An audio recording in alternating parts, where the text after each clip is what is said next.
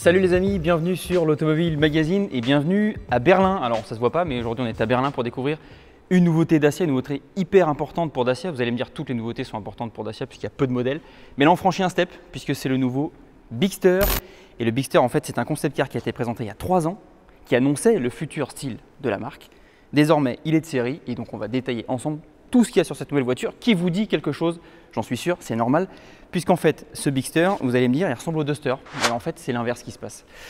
Grosso modo, pour la faire courte, quand en 2021, le groupe Renault lance la Renaulution, la marque Dacia est repositionnée en marque simple, robuste, outdoor, tout ce langage un peu nouveau qui doit dire que la marque est cool.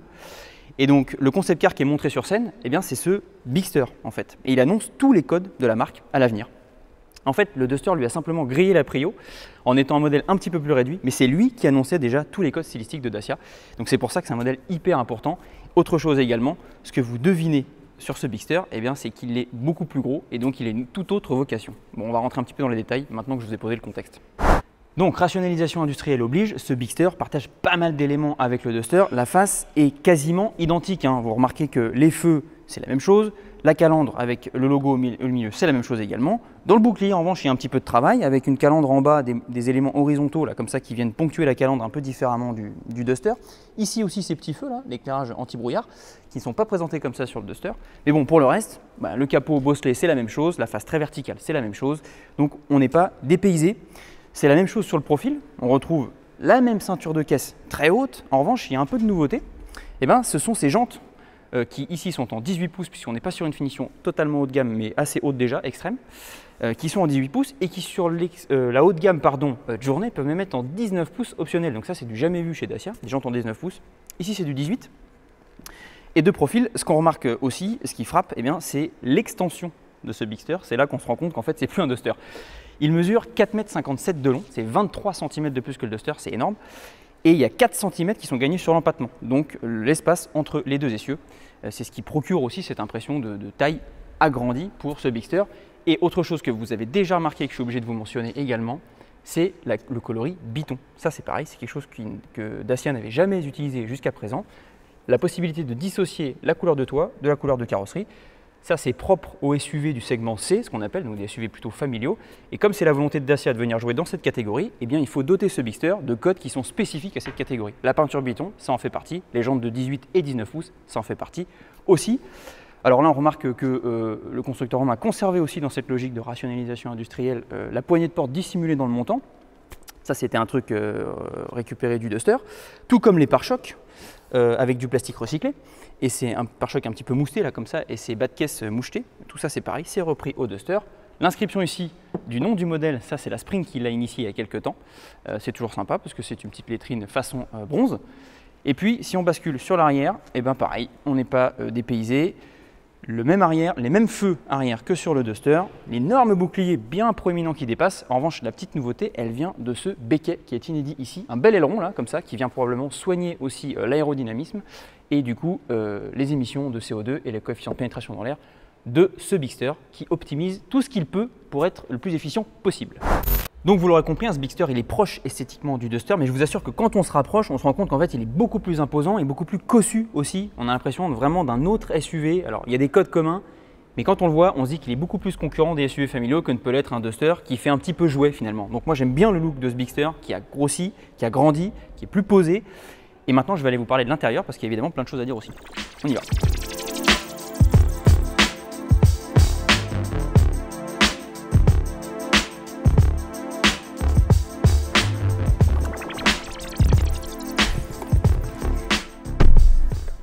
Donc, welcome on board les amis, me voilà au volant, bon c'est un peu présomptueux parce qu'évidemment on va pas rouler, mais du nouveau Bigster et vous le constatez comme moi, eh ben, on est dans un Duster, ça c'est sûr, il n'y a pas d'entourloupe de ce point de vue, c'est logique hein, puisque ce Bigster n'est qu'un gros Duster quand même sur le fond, eh bien, il n'y avait pas à avoir un intérieur tout nouveau, la planche de bord c'est exactement la même chose, on retrouve cette planche de bord très massive, très haute là, très rectiligne, avec des couleurs et des matériaux qui sont identiques, c'est toujours très bien assemblé, ça fait le boulot.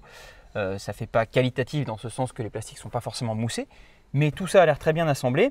On a pu déjà rouler avec les nouveaux Duster qui étreignent donc les mêmes matériaux. Pas de rossignol quand on roule, pas de voilà, sur ces voitures qui sont encore récentes, tout va bien. En revanche, il y a quand même du nouveau.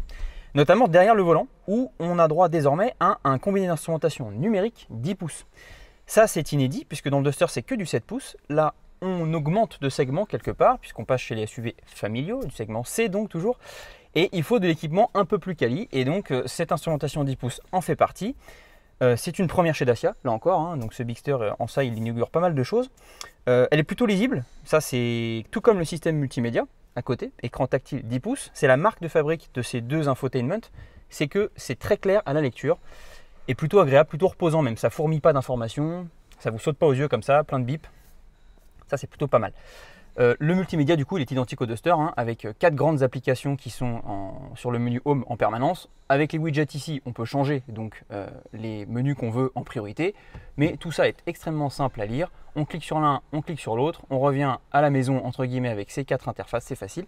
Et évidemment des commandes de clim, d'aération et de ventilation donc au total qui sont séparées, qui sont à la fois tactiles et à la fois physiques, donc pour changer la température pendant qu'on roule sans regarder l'écran, c'est toujours pratique, ça fait du bien.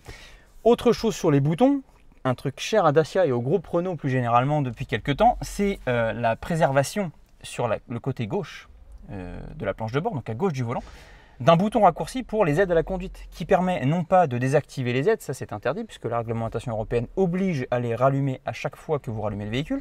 En revanche, c'est un raccourci pour se configurer son propre mode d'aide à la conduite. C'est-à-dire que vous démarrez, une bonne fois pour toutes, vous réglez celle que vous voulez et que vous ne voulez pas dans le multimédia.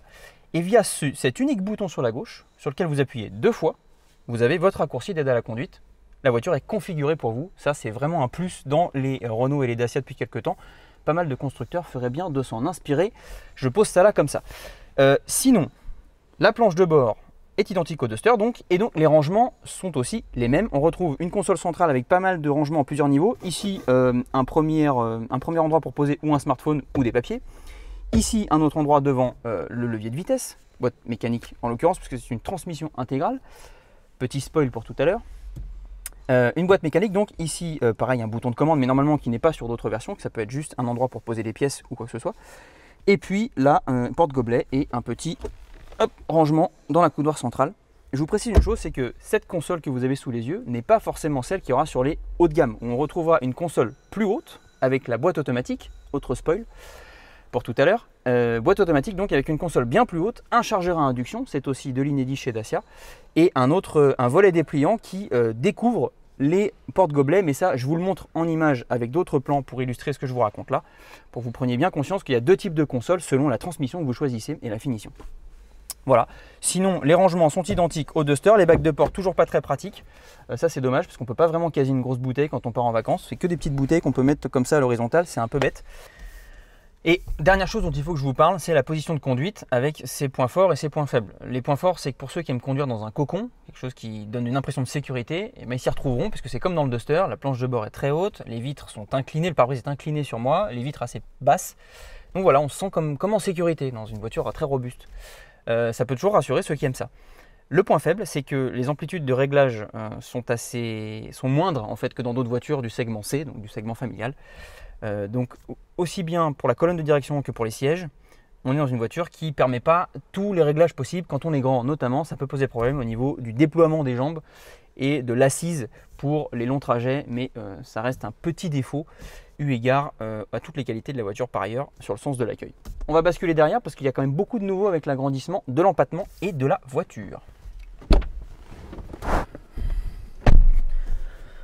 Bon, on l'attendait au tournant ce Bigster sur le sens de l'accueil sur la banquette puisqu'il grandit de 24 cm, l'empattement grandit de 4 cm, donc c'est bien aux occupants du second rang que ça doit profiter, sinon ça ne sert pas à grand chose. C'est confirmé, je vous le dis d'emblée, on est beaucoup plus à l'aise que dans le Duster, on a beaucoup plus l'impression d'espace à bord, pour la simple et bonne raison que c'est ma propre position de conduite qui est réglée là, donc je mesure un peu plus d'1,85 m, et vous voyez que j'ai pas de problème pour caser mes jambes, j'ai même encore de l'espace. Je peux même passer mes pieds sous le siège devant moi, donc je peux vraiment déplier mes jambes. Donc je me sens plutôt pas mal. La garde au toit c'est pareil, hein, je n'ai pas le toit qui me touche la tête. Donc on se sent plutôt bien. Là où dans le Duster on avait l'impression d'être vraiment dans un tout petit SUV. Donc pour les familles, c'est vraiment des familles qui sont capables de se faire toutes petites entre guillemets. Là, pas la peine de se dire que passé 14 ans, les enfants derrière vont commencer à demander la fin du trajet, pas du tout. Même des adultes se sentiront très bien pour voyager dans ce Duster, et même si les occupants de devant sont grands, c'est pas un problème. L'inconvénient, comme je le disais pour la position de conduite, c'est que pour monter à bord du Duster, il y a une marche quand même qu'il faut passer. Donc il faut bien lever ses pieds quand on monte et quand on descend. Ça, c'est un peu gênant par rapport à d'autres concurrents. Sinon, les 3 places de la banquette sont aussi envisageables pour les trajets. C'est-à-dire que la place du milieu n'est pas du tout un sacerdoce. La banquette est relativement, également molle au milieu et sur les côtés. Donc c'est la même densité. Pareil pour le dossier. Donc là-dessus, on n'est pas lésé, entre guillemets. Alors vous voyez que les épaules, ça va se toucher un peu, hein, mais bon, pour dépanner, ça va faire l'affaire. Et puis, on retrouve quand même quelques attentions qui sont dédiées aux occupants de la banquette dans ce Bigster. Je pense notamment, je vais l'enlever sous vos yeux, hop, aux 2 prises USB-C qui sont là pour recharger les smartphones et les tablettes. Les petits accessoires U-Clip qu'on a déjà vu sur le Duster, donc ces petites tétines qui sont en fait dispersées ça et là dans l'habitacle et qui permettent de venir y accrocher des ustensiles comme ce petit vide-poche pour mettre une bouteille d'eau par exemple. Les aérations de clim qu'on récupère à l'arrière, ça c'est une première dans une Dacia. Il n'y avait pas ça avant, donc ça c'est cool. Au-delà du fait que la climatisation soit bizone devant, eh bien, il y a quand même des aérations pour les occupants de l'arrière. Ça, c'est pas mal. Et enfin, gros plus dans ce Bigster, c'est l'arrivée d'un toit ouvrant. Et oui, au-dessus de ma tête, c'est un immense toit ouvrant d'1,20 m de long quand même, hein, qui s'ouvre sur 35 cm seulement, mais 1,20 m de longueur qui court sur tout le toit. Et donc ça apporte évidemment énormément de lumière. Et là encore, c'est pas tout à fait la première fois sur une Dacia, puisque la Sandero a eu un toit ouvrant pendant quelques temps, il y a quelques années. Mais ça reste, cette fois-ci, le toit ouvrant a fait son apparition au catalogue et toute la vie de ce Bigster, il sera disponible en option évidemment, c'est pas de série.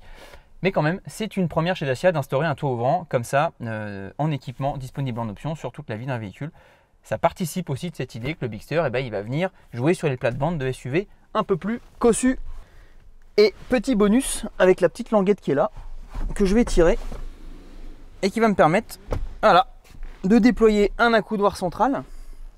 Qu'est-ce que ça veut dire? Ça veut dire que la banquette arrière, eh ben, elle est 40-20-40. Ça, c'est vachement bien pour la modularité, pour pouvoir caser des objets dans un sens dans la voiture, puis dans l'autre, ou un objet plus long au milieu, jusqu'à 2,70 m de longueur pour charger.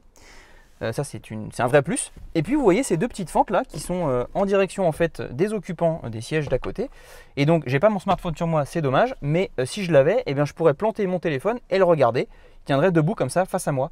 Donc, pas mal pour passer le temps, regarder des vidéos. Et puis, sachant que les 2 prises USB, encore une fois, sont à côté pour charger. Donc voilà, pas mal d'attention en plus par rapport au Duster. C'est ce qui fait vraiment la différence. Et qui, selon moi, fait de ce Bigster un SUV vraiment familial, alors que le Duster l'était pas trop. Donc, pour confirmer sa vocation familiale, ce Bigster, il a besoin d'un coffre qui ressemble à un coffre. Et vous le voyez comme moi, eh bien, la soute du Bigster est vraiment généreuse. Ça, c'est un gros plus par rapport au Duster, qui pouvait manquer un petit peu d'amplitude, on va dire, dans le coffre. Là, c'est pas le cas, hein. Le coffre est beaucoup plus profond. Les contours sont bien droits. Dacia annonce jusqu'à 667 litres VDA dans ce coffre, du coup. C'est 150 de plus que le Duster. Bon, ça reste une norme d'homologation, hein, donc c'est pas vraiment ce que nous on peut constater derrière lorsqu'on fait nos mesures indépendantes sur la base de Montlhéry avec des valises, ce que vous utilisez beaucoup plus que des billes ou des sacs d'eau à répartir dans le coffre, puisque vous voyez qu'il y a des rangements là, de chaque côté qui ne sont pas forcément exploitables comme tels. Mais bon, tout ça pour dire que le coffre est quand même bien plus profond qu'avant, en longueur, également en profondeur. Ici, on a un double fond, une version 4x4 et une roue de secours dans le double fond. Sur les versions hybrides, nouveau spoil sur la motorisation, il y a la batterie qui mange un petit peu d'espace. Donc en fait 667 litres, c'est dans le meilleur des cas avec les versions micro-hybrides et non pas ni 4x4 ni hybride tout court. Mais bon, c'est un gros progrès, du coup c'est une soute facile à charger. De même que ici, on peut y ranger, là il y a la roue de secours, mais on peut quand même caser des objets autour de ça, donc c'est quand même pratique. Et enfin, ce que je ne peux pas vous montrer, malheureusement, j'en suis vraiment désolé, mais c'est une autre nouveauté de ce Bigster, est une première chez Dacia, c'est un haillon électrique. Et oui, sur la finition haute journée, on bénéficie d'un haillon main libre. Donc ça veut dire qu'on s'approche de la voiture et qu'en appuyant sur le bouton, eh bien, le coffre s'ouvre tout seul. Mais là encore, pour aller titiller des concurrents un peu plus capés sur le papier, le Bigster il avait besoin de ces petites choses qui en font un SUV un peu plus haut de gamme qu'avant. Bon, maintenant que je vous ai parlé de tout ça, il est temps de finir par les motorisations. Je vous ai donné pas mal d'indices depuis le début. On va tout récapituler pour vous dire ce qui existe désormais sur ce nouveau modèle.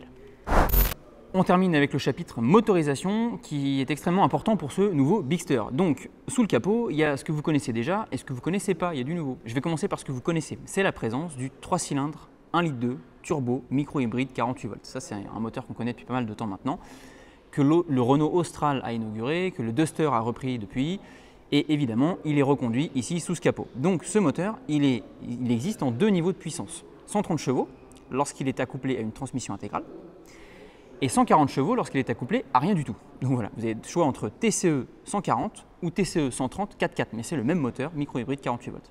Ensuite, il y a, c'est inédit, le couplage de cette même mécanique à la bicarburation GPL. C'est une force des Dacia depuis des années maintenant. Le Bigster n'échappe pas à la règle, évidemment, et heureusement même pour ceux qui sont des gros rouleurs. Donc vous bénéficiez avec ce même moteur 3 cylindres de 140 chevaux, eh bien, d'une carburation samplon 95 ou samplon 98 ou GPL, et donc de 2 réservoirs. C'est-à-dire que vous avez le réservoir d'essence qui fait 50 litres, le réservoir de GPL qui fait 49 litres, 99 litres de carburant au total, et quand vous additionnez les deux, eh ben, ça fait une autonomie qui dépasse largement 1000 km. Donc quand on roule beaucoup, c'est extrêmement appréciable, surtout au coût du GPL depuis pas mal d'années. Et puis, très grosse nouveauté sous le capot de ce nouveau Bigster, eh bien, c'est la nouvelle chaîne de traction hybride 155 chevaux. En fait, c'est la même que la 140 chevaux du Jogger, du Duster, de la Clio, donc la chaîne e-tech qu'on connaît depuis pas mal d'années maintenant, sauf que ici le 1,6 litre est remplacé par un 1,8 litre, qu'il ne fait plus 93 mais désormais 107 chevaux, et que donc la chaîne de traction combinée avec les 2 petits moteurs électriques, eh bien, cumule 155 chevaux. C'est inédit, c'est qu'en fait ce Bigster, beaucoup plus lourd que le Duster, eh bien, devait avoir un moteur un peu plus costaud pour éviter de manquer un peu de puissance lorsqu'il est chargé. Donc voilà, c'est une inauguration sous ce capot. Il y a des chances qu'on retrouve cette chaîne de traction 1,8 litre e-tech sous d'autres moteurs du groupe plus tard. On ne sait pas encore quand. Du coup, question calendrier, vous allez me dire quand est-ce qu'il est dispo ce Bigster. Il est dispo à la commande à partir du mois de janvier. Il ne faut pas compter les premières livraisons avant le printemps. Dernière info sur les prix, malheureusement, je ne peux pas vous les donner en détail puisque même Dacia ne les a pas fixés. En revanche, je peux vous dire que ce sera moins de 25 000 € en micro-hybride et moins de 30 000 € en hybride. Donc encore une fois, des prix hyper serrés. On fait confiance à Dacia pour les tenir. Voilà, dites-nous ce que vous pensez de ce Bigster en commentaire. Évidemment, vous likez, vous partagez, vous vous abonnez à la chaîne YouTube et nous on se dit à bientôt pour de nouvelles vidéos. Ciao.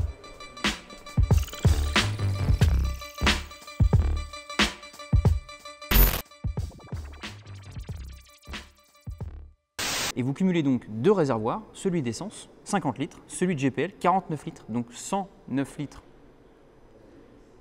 Ah non, ça fait 99, pas 109. Il est con. Exact.